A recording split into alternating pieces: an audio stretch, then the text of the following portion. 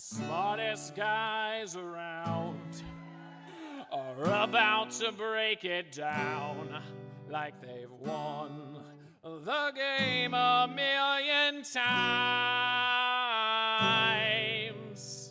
Well, actually, they never really won the game at all.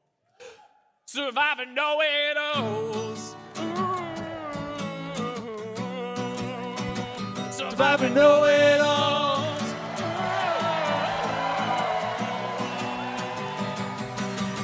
Steven and Rob, without a doubt, have got the game all figured out. We know it all. We're back, baby! Eric Barger! Holy cow. Thank you, Eric! Yeah. Eric, who sang the Survivor Know-It-Alls theme song live as we had Steven back here with us. But he's here to play another tune for us. Take it away, Eric. Well, I started with the wrong chord. Many moons ago, a great and wise wizard named Stephen Fishback created an award. Oh gosh, that would serve as a symbol of Survivor greatness, and it was known as the Fishy. Well, it's time to see who passed the test, who Stephen Fishback thinks played Survivor the best.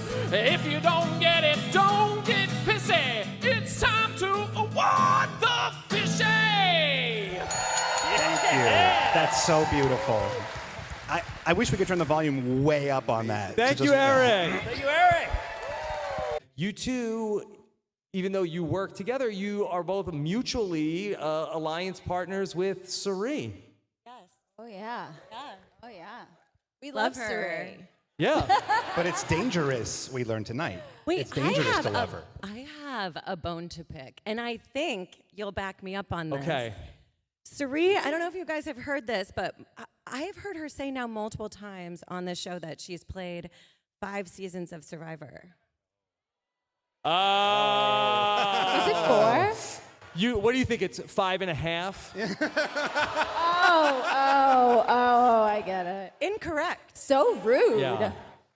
That woman has played 6 seasons of Hell Survivor. yeah.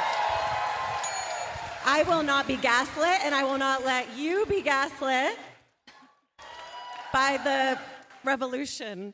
Yeah. By the I Capitol? thought maybe she wasn't counting the current season. Yeah. These are like the past seasons. But I think it's day 8. This is pretty far into the 6th season. This is 6 seasons of Survivor for Suri Fields. 6 seasons in a movie. Wild. Is Maybe she's asked. I was on her first one. Is that the Yes. most Many amount moons of ago. seasons of Survivor anyone has ever played? 6? 6? Someone here can probably answer that question. Yeah. Yeah. Christian? I think Rob and Sandra were on 6, but they didn't play in one. Don't minimize their experience. Oh. But they weren't does that count? I They don't had know. giant heads. They had, They were in the booth. Yeah. Okay. Danielle, how do you feel like Suri is doing? I feel like she's doing Suri. Yeah. And in honor of Suri, we had you both sit on the couch. Yeah, should we get off the couch Get in off honor the of couch. Suri? Off the couch. Sure. All right. Move to the other couch. We're off the couch. Yeah, we're off Yeah, the couch. where are you going? Should you hold your Get ice back on the couch? Yeah. Let's get back on it. We got off again. All right. I'm sitting 2 on the times. couch. I chase a 4 and a 3-year-old all day. I'm sitting on the couch. No, I think she's playing like the game that she usually plays. Like she's just got this innate ability to, socialize and interact with people and get them to trust her and like her. And she's so like giggly and laughing and just like such great energy and good vibes that you can't hate her.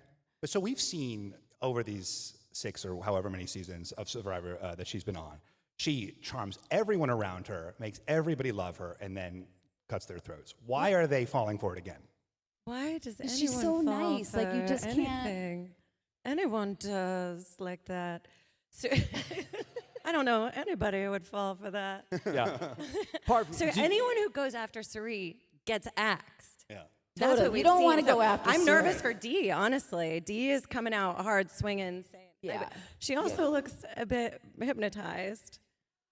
While she's saying she wants to vote off Suri, but she's like, looks I terrified. love her. She said she had a friend who said to her, hey, make sure you don't work with Suri.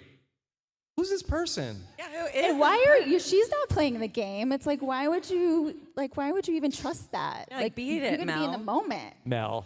I Come on I told now. my friend that before he went and played with Suri, and he's been like cursed by the Survivor gods ever since. Yeah. Although I will say, since I did play with her that first time, like she's so crafty, you really can't keep her around for too long because she just. Now you sound like Mel. Well, no, I mean, yeah, you sound. Are you Mel? no. Okay.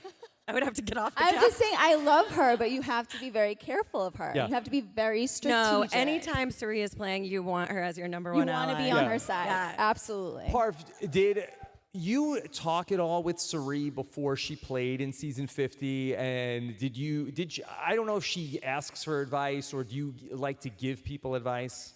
I just really pumped her up with challenges, and I said, you got this. You have trained now 5 seasons of Survivor. You're going out for your 6th season, and you are going to destroy the competition. You can win challenges, get people on your side. I said, get an idol.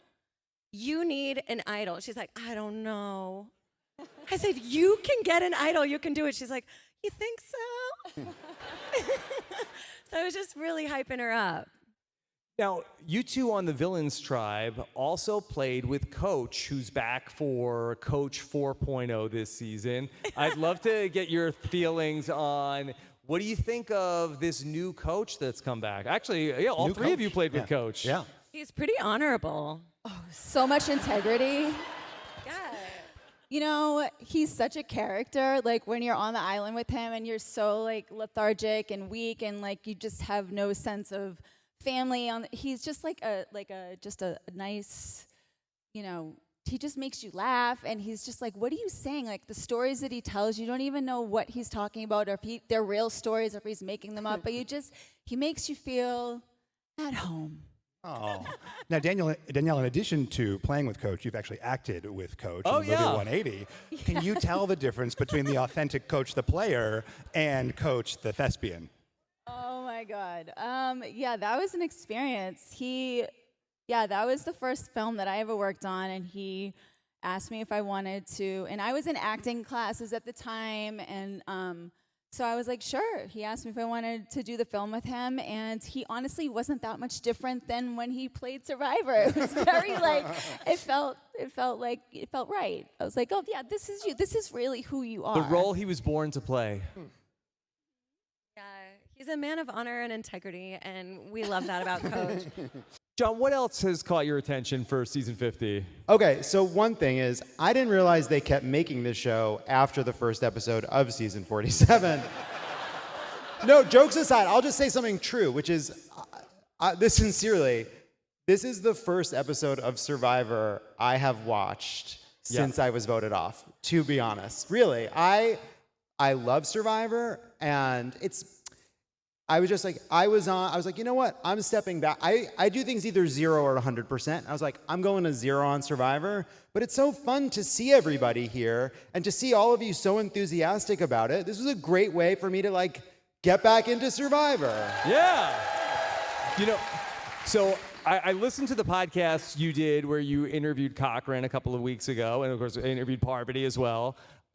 You talked a lot about Survivor South Pacific. What have you thought about we're reheating the Coach and Ozzy nachos from way back when? Look, nachos don't traditionally travel well. No, I think what's amazing about the season is it's bringing back a lot of, I think, the energy people miss from the old era. I think there are people, and I think people have a little bit of rose-colored glasses about what they loved about the old era. I think they forget some of the ways in which the new era has removed some of the slowness that was, I think, we were more accustomed to, and that our adult attention ruined brains wouldn't be able to handle. But I think what it's also doing is there's something that's happened in the newer seasons where it's people who know the game, who know they're playing with people who know the game, and knowing that you're playing with people who know you know the game changes how everyone plays the game. And this has kind of flipped that and brought back an old school kind of play where it's less about strategy for its own sake and strategy for the purposes of winning, not to demonstrate you're the kind of player who knows how to do strategy. And it's just refreshing to be back in that kind of gameplay where it's not the performance of gameplay, but gameplay itself. And that was really, really fun to watch. Okay, I had just had like 5 thoughts at once. I think it's my concussion. But I'm going to focus on one thought, and that is Emily Flippin. Are we upset? I am loving her chaos and how she is now aligned with everyone, but she she got some secret information from an ally at a tribe swap, and then she immediately tells a bunch of people who she doesn't know that trying she's to build mad at the trust. person who gave her the intel, who is currently on her new tribe. So was that a good move or a bad move? It's wild, and I am here for it. Because it worked out really well for her. Then suddenly everyone wants to be her best friend. Honestly, I'm like, Emily for president. I will vote for her. That's my girl. She's total chaos, and I feel like if I was out there, I think she would be my best friend. And Suri, obviously. Yeah, well, what I loved about it was that she did it and then was very quickly like, I've made a terrible mistake. She fessed up. She gave him like all of the details. She didn't like hide I was it. mad and I can't put the toothpaste back in the tube. Yeah. And who hasn't been there? Yeah. No, and she's fully accepted for it and embraced, Yeah. and I love to see it because everyone is just crying a lot on the beach, and they're like, does anyone like me? Does anyone want to be my friend? And Emily's just like, I'll be your friend. Let me give you a big hug. I don't know how I feel about you or if I'll keep you around in the game. Yeah. Well, But she I leads with love you. nobody likes you. Nobody wants to be your friend, but I'm here for you. Yeah, nobody wants to be your friend, but I love you. Okay. Shaheen, were you relieved that Genevieve didn't go through your bag? That Genevieve could have gone through Kyle's bag? Yeah, that was a good move by her to not go through Kyle's bag. And also hilarious that she tried to kind of do the same thing that I was trying to do at the time, which was build a relationship by putting everyone in on a lie together, which is we all are going to lie about having gone through this bag. But that's a big risk. And so it's surprising that it hasn't come out yet. It hasn't come out yet, right? That she went through her bag? Does anybody know? Does she know that her bag was gone through? I don't think so. No. Yeah. So she did a better job of it than I did. Yeah. She was more thorough. So we had this like big scene between Rick. So you were just talking about Joe as the ship that you can't turn, and I'm curious, like, from your guys' perspective, like we had this huge scene with like Rick and Joe. Now, obviously, you know Joe intimately, but you're also saying like Joe can't be moved, you know, and in a way, maybe that suggests some empathy with Rick. Like, where do you guys who have played with him like come down on that conflict? I think I've made myself clear about the whole thing. I think that Joe is predictable. I think he is someone that early, especially, you want someone who's going to be loyal. And so you can work with Joe. And the idea that you can't work with Joe was like, I don't understand that. Now, if you want to play a fast and loose game like Devins wants to play, that's not going to fly. Those two things, he's playing fast and loose. We even saw it with Christian and Emily, Christian who was in the alliance with Devins, right? Emily does this thing where she gives away the farm, and Christian kind of just goes, okay, like I guess we're still working together. Yeah. That would not have worked, I don't think, with Joe. David, you want to rebuttal? Well, no, I just want to say that, like, I mean, first of all, it's so weird, like, hearing people say Devins and Jeff say Devins, because I say Rick, I said Rick out there, but no, I mean, you're saying that's how I guess that's his brand now. He's Devins, but the thing that I really experienced out there when I played with Rick is that he was very emotional. He's an emotional player, but he just needs a little time, and then he can get over it. So I think he can pivot, and it's not a done deal. I would say the same about Joe. He is a very emotional player too, and I wonder, like, I think that has to be necessary for the blow up that we saw. You don't get that blow up with one person who's just like calm, cool, collected, and not like that. It's because they both have those similarities. And that's kind of the interesting thing about it. They both see the game in such different ways, and yet they're having to share a log and figure out who they're supposed to vote out. Thomas, can you talk about what has been the music industry's reaction to the Billie Eilish Boomerang Idol? And why wasn't it the Sia Idol? Honestly, touche. I do wish Billy would engage. Like, still nothing, right? Not yet. Nothing still. Because, like, when she did that interview about loving to see us suffer, I was like, great, okay. And when I heard about the Billie Eilish Boomerang Idol, which I feel like you legally have to say the full thing, I was really excited to, like, see some real involvement because, forgive me, but, like, not that stoked about Zac Brown coming toward us, like, visually, emotionally, whatever this is gonna do. But Billy, I think it would have been fun, and it is kind of, I think it's a little sad. I think it's a missed op. Interscope, I love you. But if it was Sony, they would have done it better. We work with Interscope. Right. Olivia's on Interscope. I didn't know Yeah, that. we're pro Interscope. But I'm just saying this is a missed op. I think it's a missed op. It's almost like the Billie Eilish Boomerang Idol is asking, what am I made for? Okay. On that note, John. Sorry, I just want to say that was very good. Thank you. I thought you did a good job. That was a good joke. Yeah. All right. Well, John, thank you so much for being here. Thanks for having me, everybody. Okay. Zach, how are you feeling about Survivor 50? I'm really loving it. I've been excited since Rick Devens told me he was playing, honestly. Like I knew this was going to be a good season. I did relate a lot to Charlie too, because I really do have I have trauma as well. Yes. What was your trauma? And it's crazy because it's like I was only there for so little. Like how could I solve trauma? But I do. When I see someone who's not on Jonathan's tribe, Yes. that is what's giving me trauma because it is playing the game on cheat codes, and I really felt that way from the moment I saw him in the elevator. So you didn't specifically mean trauma about Maria. You meant some just like generalized trauma. No, Maria's she hasn't done anything to me. Yeah. I also will say I've never felt more redeemed than watching Emily Flippin play and thinking to myself, when I play Clock Tower with her, I'm not crazy. She is. But what's so amazing about Emily, and I feel this way with Clock Tower too, is I'll give her some info. She will immediately tell everyone and think I'm suspicious because I told her info. But then she comes back and apologizes. And we should add relevant, Emily has the highest win rate of anyone in our Clock Tower group, so. She does. There's something special with that, where it's you screw someone over and then immediately apologize. And they're like, I guess I trust you. Fine. I love that. Yeah. Juwan, what's been your reaction to season 50? I mean, it's so weird being so close to like a legend season. Like I know, like 49. Like I feel like even Jeff was like, yeah, let's wrap this up. But like no, like I think it's so cool watching 50, seeing Sari and Ozzy and Coach. Like not to lie, a little bit of FOMO, but like oh my gosh, it's so good. Say. I'm just so tired of talking about the men. It's just so male heavy. Who do you want to talk about? The women are kicking absolute butt.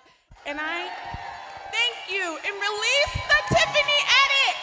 But, like, all the girls are carrying Sari, Dee, Tiff. Like, let's talk about the girls. Ozzy, cool, whatever, but in conjunction to Sari. We were talking about Emily. Joe, in conjunction to, who's Joe working with? Men. Okay, can I ask you, what do you think about the Genevieve versus Aubrey? I know, I hate women-on-women crime, but... You wanted this. And I also loved women-on-women crime in my season, so I don't even know what I'm talking about. But Aubrey and Genevieve is interesting, okay? Because Aubrey has always been suspicious of Genevieve. And I'm not gonna lie to you, I would be suspicious of Genevieve. She's pretty, she's funny, she's finding things. Like, those are all reasons that you need to go home. So I'm team Aubrey. Okay.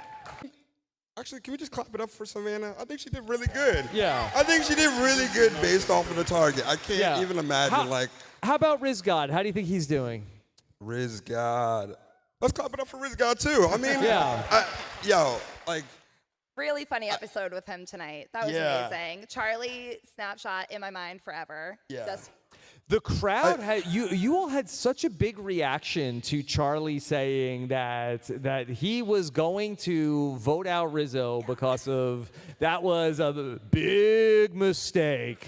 Rob, I feel like it's such a backwards effect because I think most people have this weird thing with Rizzo. They're like, oh, I hate him at first. And then they kind of like, oh, he's not that bad. We saw that with Kobe. Now we see the opposite with Charlie. He was like, oh, Billie Eilish. And he's like, wait a minute. He gave me a last night. Yeah. Which was a cool flashback. Max 2 was with us back on March 11th, 2020. Yeah. Remember that? I can't figure out if we should do this more often or if we should never do this. Yeah. Good. I mean, look, so far tonight is going much smoother. Although I do feel a little, I don't know. But thank you for saving the best for last. The closers. Thank you. The two most popular seasons of Survivor, well represented here on season 50. Something that they want to remember a lot, worlds apart, and Ghost Island. I couldn't even remember. Reverse the curse. I think the Brant Steel has officially broken. Yeah. Bradley, how are you? I'm great. Yeah, thank you. Excited to be back. What's been your reaction to season 50? This is actually the first 3 episodes of Survivor I've seen since I got voted off. Wow. Since you got voted off? Do you know who won your season? I think there close. was a tie, wasn't there? Yeah. No, so it's been a lot of fun, right? Because I think it's fun because we're watching people that I grew up watching. But then also at the same time, I think we've had more of a throwback to personality-driven Survivor, which is my favorite kind of Survivor. Max, what's been your reaction to season 50? I, too, have taken a little hiatus. This is the first 3 episodes in a row that I've watched since season 40, and it feels good to be back. Yes. I'm loving this season. So many of my all-time favorites are here. I'm finding myself falling in love with some of the new players, and I just want to give a shout out to Dr. Christian Hubicki, though. He has, watching him play as a new dad, as I'm sitting at home watching literally with my daughter in my lap, who is 6 weeks old now, which I understand to be the age Christian's son was when he was out there, it really gives new meaning to the eternal question of what are you playing for? What are we playing for? Seeing Christian out there, the joy he plays the game with, the skill, the enthusiasm, and knowing what he has back home has just made it a very emotional viewing experience for me these last 3 weeks. I will say I love Dee talking about her intuition because that is one of her strongest things. She's like, you can see this like glaze go over her eyes. It was hilarious. She's like, I love Suri. I don't know what to do. And then she checks herself and comes back and is like, you know what? I am going to know what to do. And I think that's why we see Dee back on the beach again. Now, do any of you know who this Mel person is? What, Mel? Yes, Brandon, you do? You do? I have hung out with Mel many times. She has put on her Instagram story within the last hour. She has seen your messages. You have made it loud and clear how you feel. She is apologetic, I believe. But if you go on Dee's Instagram story right now, she did reshare a compilation of the many hate tweets that have been sent towards Dee. But she shouldn't do that. Like, sometimes it's warranted to do that. I wanted to be clear. I told Dee to go for Suri in terms of working with her times 1,000. You want to go to the person who is going to be the central narrator on the tribe. So if you're on a tribe with Suri, you see it with Izzy. Izzy and Suri now have this lifelong thing. Go for Suri if you're on the tribe with her. Don't go for her, but go for her. Yeah, I still think there's a 50-50 chance that Suri's going to be voted out. And Dee's like, you know what, just make it me. Please. Bradley, a question? Yes. You famously got to hear the raps of Chris Noble. Oh. And you did hear rapping tonight. What do you think is a better piece of music? What would you listen to sooner with headphones on Spotify? Great question, Brandon. Thank you. Yeah, so I think tonight's probably a better piece of music, but entertainment value, it's Chris Noble all the way. Yeah.